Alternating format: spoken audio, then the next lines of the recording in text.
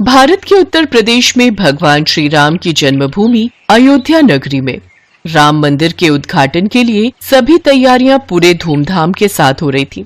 भगवान श्री राम के स्वागत के लिए अयोध्या नगरी में बहुत से इंतजाम किए गए थे। देश की जनता भी अयोध्या नगरी में होने वाले राम मंदिर के उद्घाटन को देखने की प्रतीक्षा में थी। देश के कोने कोने में हर तरफ इसी खबर की चर्चा थी। उत्तर प्रदेश के अयोध्या में बन रहे भव्य राम मंदिर के उद्घाटन का समय तय हो गया है। इस कार्य का शुभारंभ 22 जनवरी 2024 को संपन्न किया जाएगा। इसी तारीख और शुभ मुहूर्त में रामलला की प्राण प्रतिष्ठा की जाएगी। अयोध्या में चल रही बैठक में यह फैसला किया गया है कि इस कार्यक्रम में देश के प्रधानमंत्री श्री नरेंद्र मोदी जी के साथ साथ अन्य प्रमुख मेहमान भी शामिल होंगे। दूर दूर से यात्री अयोध्या नगरी में राम मंदिर के दर्शनों के लिए उपस्थित होंगे। प्राण प्रतिष्ठा के लिए एक हफ्ते पहले से पूजा पाठ का कार्यक्रम शुरू किया जाएगा। जय श्री राम। सालों बाद ये कार्य संपन्न होने जा रहा है। सबके चेहरों पर कितनी खुशी है। अयोध्या के साथ साथ पूरा भारत देश रामलला के स्वागत में खुशियां मना रहा है।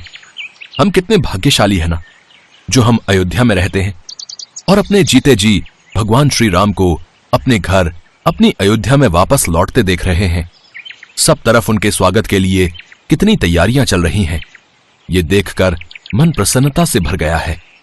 इस मंदिर को बनाने की कोशिश आखिर सफल रही और कल वो दिन आ ही जाएगा जब प्रभु श्री राम अपने घर लौटेंगे। अयोध्या में बन रहे राम मंदिर के उद्घाटन का दिन आ जाता है। प्राचीन नगरी अयोध्या में श्री राम के स्वागत के लिए भरपूर उत्साह दिखाई दे रहा था। नया राम मंदिर भक्ति और आस्था का एक शानदार प्रमाण भगवान राम के स्वागत के लिए तैयार था। इस ऐतिहासिक क्षण का गवाह बनने के लिए भारत और विदेश के कोने कोने से लोग एकत्रित हुए थे। माँ, बापू, क्या हम आज सचमुच भगवान राम को देखेंगे? हाँ मेरे बच्चे, अभी थोड़ी देर में भगवान श्री राम यहाँ आएंगे और हम सब उनके दर्शन करेंगे। चलो जल्दी से मेरे बच्चे, हाथ जोड़कर खड़े हो जाओ और भगवान श्री राम के नाम का जयकारा लगाओ। प्रभु श्री राम आने वाले हैं। जय श्री राम, जय श्री राम, जय श्री राम, जय जय श्री राम। आइए अब हम सब मिलकर पूजा शुरू करें और भगवान श्री राम को उनके निवास पर आमंत्रित करें। भगवान श्री राम के मंदिर में पूजा का आयोजन प्रारंभ हो चुका था। राजू भी अपने माता पिता के साथ जय श्री राम के नाम का जयकारा लगा रहा था। पूरी अयोध्या नगरी जय श्री राम के नारे से गूंज रही थी। जैसे ही सूरज डूबता है, मंदिर हजारों दियों से जगमगा उठता है। अचानक हल्की हवा चलने लगती है और एक चमकदार रोशनी के बीच से एक आकृति प्रकट होती है। सब लोग हाथ जोड़े खड़े थे। भगवान श्री राम सबके बीच प्रकट होते हैं। मेरे बच्चों, मैं आप सबकी भक्ति से अति प्रसन्न हूँ। आपकी भक्ति मुझे यहाँ ले आई है। ये मंदिर सिर्फ पत्थर की संरचना नहीं है, बल्कि मेरे भक्तों के अटूट विश्वास का प्रतीक है, जिसने एक बार फिर से मेरी जन्मभूमि अयोध्या नगरी को जीवित कर दिया है। हम आपकी उपस्थिति को देखकर धन्य हैं भगवान राम। आपकी जय हो। आपके दर्शनों से ये अयोध्या नगरी और राम मंदिर फिर से जगमगा उठा है। माँ, राम जी आ गए। माँ, वो देखो, राम जी आ गए। हाँ मेरे बच्चे, हमारे प्रभु श्री राम आ गए। हमारे राम आ गए। कितना अद्भुत नजारा था। दीपमालाओं से अयोध्या नगरी जगमगा रही थी। सभी भक्त जय श्री राम के नाम का उच्चारण कर रहे थे। भगवान श्री राम पर फूलों की वर्षा होने लगती है। भक्तों को दर्शन देकर प्रभु श्री राम अंतर्ध्यान हो जाते हैं। खुशियों के साथ अयोध्या नगरी में प्रभु श्री राम के आशीर्वाद के साथ राम मंदिर का उद्घाटन धूमधाम से संपूर्ण होता है। एक बार की बात है, भगवान राम और देवी सीता बैकुंठ धाम में अपने राजमहल में बैठे वार्तालाप कर रहे थे। हनुमान जी भी वहीं बैठे थे। वार्तालाप के बीच में माँ सीता भगवान राम से बोली, प्रभु, बहुत समय से धरती का चित्रण नहीं देखा। पृथ्वीवासी सब प्रकार से कुशल मंगल तो है ना? मैं सोच रही थी एक बार धरती का चित्रण मेरे समक्ष अंकित कर देते तो मैं धरती वासियों का हालचाल जान लेती। देवी सीता, आपको चिंतित होने की आवश्यकता नहीं है। मैं अभी आपको धरती का चित्र दिखाता हूँ। भगवान राम ने हवा में हाथ उठाया और धरती का चित्रण उनके समक्ष आ गया। धरती पर मनुष्य, जीव जंतु सब दिखाई देने लगे। उन्हीं के बीच हनुमान जी की नजर राम मंदिर में बैठे एक पंडित पर गई। राम सिया राम जय जय राम। राम सिया राम जय जय राम। हे प्रभु, हनुमान जयंती उत्सव आने वाला है। इस बार भक्तों का चढ़ावा आ जाए तो मुखिया जी मुझे अच्छे पैसे दे देंगे, वरना भक्तों का चढ़ावा कम आता है तो मुखिया जी भी पैसे देने में बहाना करते हैं। किस सोच में डूबे हो पंडित जी? क्या विचार किया है? हनुमान जयंती पर ऐसा क्या प्रस्तुत करोगे ताकि भक्तों की भीड़ लगी रहे? देखो पंडित जी, अब ये कथा कीर्तन सुनने कोई नहीं आता। एक दो भक्तों से कितना चढ़ावा इकट्ठा हो जाएगा ये आप भी जानते हो। और अगर इस हनुमान जयंती पर ज्यादा चढ़ावा नहीं आया तो फिर मुझे कुछ और ही सोचना होगा। वैसे भी आपकी उम्र हो चली है, अब आप राम मंदिर की जिम्मेदारी नहीं संभाल पाओगे। मुखिया जी, ऐसा न कहिए। गांव में राम मंदिर की पूजा करते हुए मुझे कई वर्ष बीत गए हैं और इसी मंदिर के कार्यभार के सहारे मेरा परिवार चलता है। लक्ष्मी बिटिया की शादी की बात पक्की कर दी है। अचानक ये मंदिर का कार्य छूट गया तो लक्ष्मी की शादी कैसे कर पाऊंगा? ठीक है, फिर हनुमान जयंती उत्सव आने तक ऐसी रौनक लगाना कि भक्तों की भीड़ दिन रात राम मंदिर में आती रहे। मंदिर में हनुमान जी की सोने की मूर्ति लगवानी है। इसके अलावा जितना चढ़ावा आएगा कार्य उतनी जल्दी संपन्न होगा। हे बजरंगबली, अब मैं क्या करूं कि राम मंदिर में भक्तों की भारी भीड़ उमड़ पड़े। हनुमान जयंती को तो अब आप ही कुछ कीजिए, मेरी सहायता कीजिए बजरंगबली। प्रभु, मुझे लगता है पुत्र हनुमान को सहायता के लिए जाना चाहिए। सीते, हम भी हनुमान को यही कहने वाले थे। पवन पुत्र, तुम इसी समय धरती लोक पर जाओ और पंडित जी की सहायता करो। उन्होंने तुम्हें सच्चे हृदय से पुकारा है।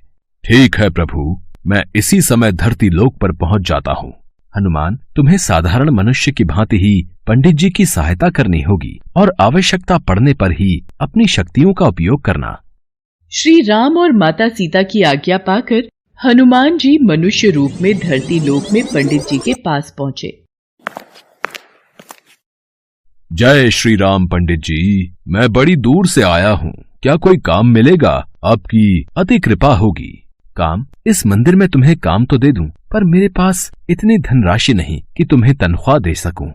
पंडित जी, काम के बदले में आप मुझे रोजाना मंदिर के चढ़ावे के फल खाने को दे दिया करना। मेरे लिए वही काफी है। इसे काम पर रख लेता हूँ। मंदिर के कार्य में मेरी सहायता करेगा तो मुझे भी सहारा मिलेगा। अब ठीक है, तुम आज से ही मंदिर की साफ सफाई और पूजा की व्यवस्था का कार्य कर दिया करना।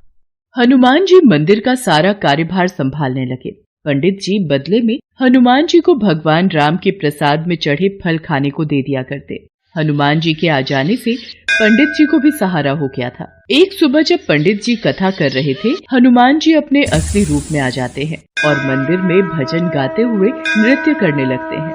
आते जाते भक्तों की भीड़ लगनी शुरू हो जाती है। भक्त मंदिर में चढ़ावा चढ़ाकर और आशीर्वाद लेकर हनुमान जी के भजन और कीर्तन नृत्य का आनंद ले रहे थे। ये सदानंद बजरंगबली की वेशभूषा पहनकर कितनी सुंदर झांकी प्रस्तुत कर रहा है। भक्त भी सदानंद को हनुमान जी के रूप में देखकर खुश हो रहे हैं।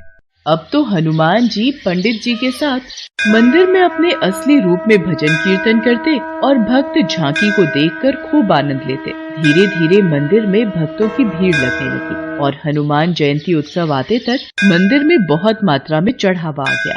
अरे वाह पंडित जी, इस बार तो कमाल हो गया। इस बार तो मंदिर में अच्छा चढ़ावा चढ़ा है। अब मंदिर की मूर्ति की स्थापना भी हो जाएगी। मुखिया जी, ये सब कार्य सदानंद के कारण परिपूर्ण हुआ। सदानंद ने हनुमान जी की वेशभूषा पहनकर मंदिर में बहुत ही सुंदर नृत्य और भजनों से भक्तों के बीच रौनक लगाई। फिर तो बहुत अच्छी बात है सदानंद। इस हनुमान जयंती पर महाकीर्तन में ऐसी ही वेशभूषा में कार्यक्रम प्रस्तुत करना। हनुमान जयंती उत्सव का दिन आ गया। हनुमान जी खूब नृत्य कर रहे थे। तभी आओ वीर सिंह, सुमित्रा, अच्छा हुआ आज तुमने वीर सिंह को भी उत्सव का न्योता दे दिया। पंडित जी, ये मेरा साला है। हनुमान जी की सोने की मूर्ति स्थापना में आज इसके भी शुभ हाथ लग जाएंगे। जीजा जी, हनुमान मूर्ति तो काफी भारी बनवाई है, बड़ी महंगी रही होगी।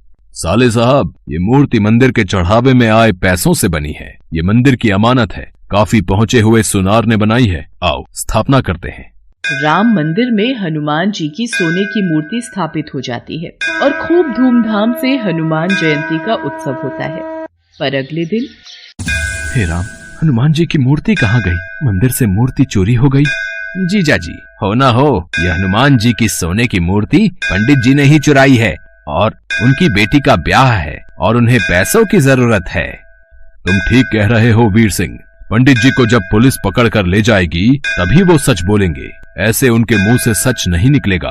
पुलिस को बुलाओ, पंडित को गिरफ्तार करेगी। इंस्पेक्टर साहब, असली चोर पंडित जी नहीं, मैंने ही मंदिर से मूर्ति चोरी की है।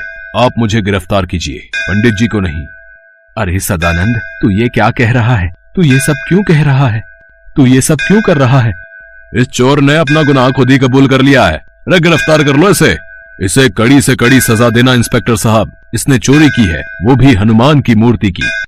अच्छा हुआ चोरी का इल्जाम उस सदानंद पर आ गया। अब मैं इस मूर्ति को बेचकर ढेरों पैसा कमाऊंगा। अरे कौन है? कौन है? अरे ये कौन मुझे थप्पड़ मार रहा है? कोई सामने क्यों नहीं आता? मैं सदानंद के रूप में हनुमान हूँ जिसे तूने गिरफ्तार करवाया। पुलिस के सामने तुझे सच बोलना होगा कि असली गुनाहगार तू है। तूने मूर्ति चुराई है और तू उसे बेचने वाला है। मत मारो, मत मारो, मैं पुलिस को सब सच बता दूंगा। मेरे मन में लालच आ गया था, मुझे छोड़ दो। वीर सिंह भागता हुआ पुलिस थाने पहुंचता है। इंस्पेक्टर साहब, मुझे बचाओ। सदानंद मतलब हनुमान जी मुझे पीट रहे हैं। मैं अपना गुनाह कबूल करता हूँ। मैंने ही हनुमान जी की मूर्ति चुराई है। वो तो बात सही है, पर तेरा दिमाग खराब हो गया है के? हैं? सदानंद तो सामने देख, जेल में बैठा है। वो तेरे पास कैसे आ सकता है? नहीं इंस्पेक्टर साहब, वो मेरे पीछे ही खड़ा है। वो मुझे पीट रहा है। मुझे जल्दी से जेल में बंद कर दो। मैंने अपना गुनाह कबूल कर लिया है। इतनी देर में पंडित जी और मुखिया भी गांव के सभी लोगों के साथ पुलिस स्टेशन पहुंचते हैं। इंस्पेक्टर साहब, सदानंद ने कोई चोरी नहीं की, इसे छोड़ दीजिए। वीर सिंह अपना गुनाह कबूल कर लेता है।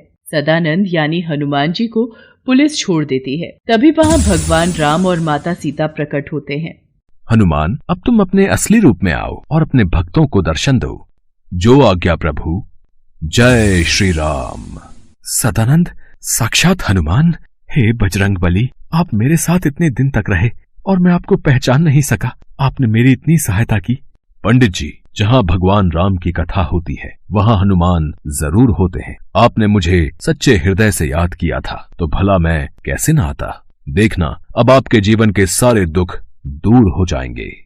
पंडित जी की आंखों में आंसू आ जाते हैं। पंडित जी और मुखिया जी समेत सभी गांव वाले हनुमान जी को सिर झुकाकर प्रणाम करते हैं। उस दिन के बाद मुखिया पंडित जी को कभी भी मंदिर से जाने के लिए नहीं कहता।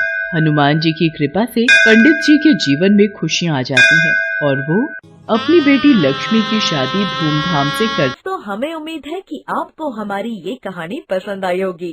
कृपया हमारे चैनल को सब्सक्राइब करें और सभी अपडेट्स के लिए बेल आइकन जरूर दबाएं। और हाँ, वीडियो लाइक और शेयर करना मत भूलिएगा। Bye bye.